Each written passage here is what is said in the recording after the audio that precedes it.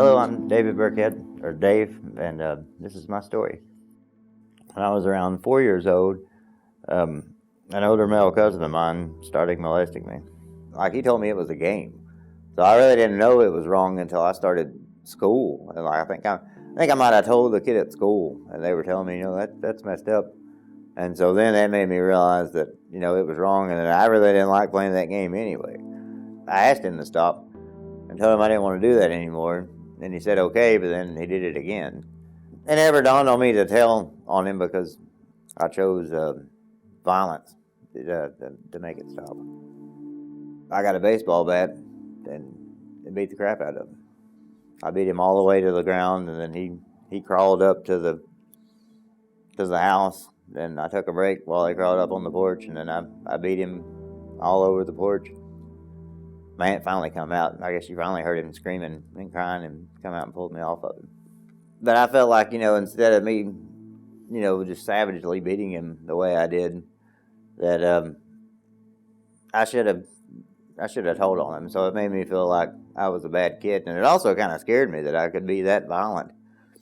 And I felt like I'd lost control of the situation. I was just a scared kid defending myself. So I just think it made me like that early experience from it just made me like more aggressive, obviously it made me very aggressive. When I was around 11 or 12, my family got me into martial arts because I was getting into fights and all the bad stuff I was doing in school, and they thought it would help discipline me more and give me more structure and kind of have somewhere to be able to put the focus on my aggression on, and that did help out a lot for a little while. I was so little, they didn't have really a weight class for me, so I'd fight bigger guys. I guess I was, but I'd lose my temper. We were point fighting, so I'd usually break their nose or something and get disqualified. Martial arts just fell out of the picture. And I started getting high around the time I got to my teenage years.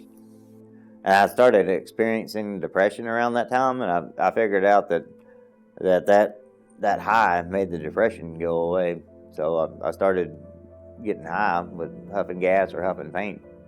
Well, I've smoked marijuana, I've did meth, I've used cocaine, I've did all the pills.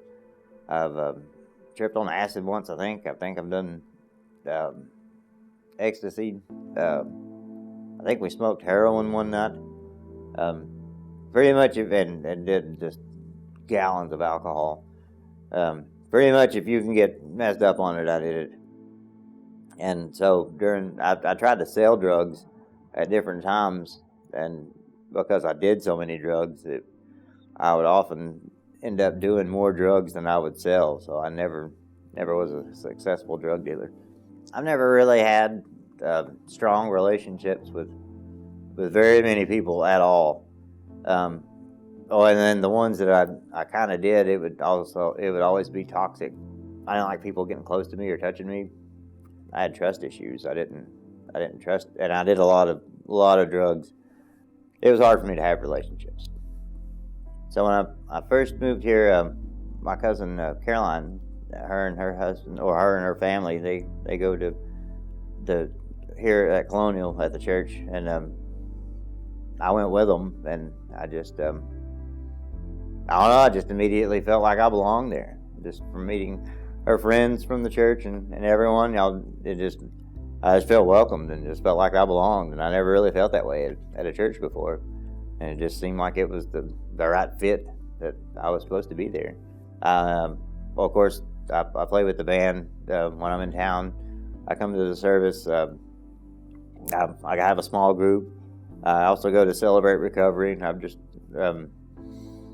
really learned more about God than I've had in my whole life, and about having a relationship with God from being a member here at this church. And it's helped me develop relationships and make new friends make meaningful relationships with new people. And it has been a wonderful experience the whole time. I think it's been one of the key elements in helping me recover.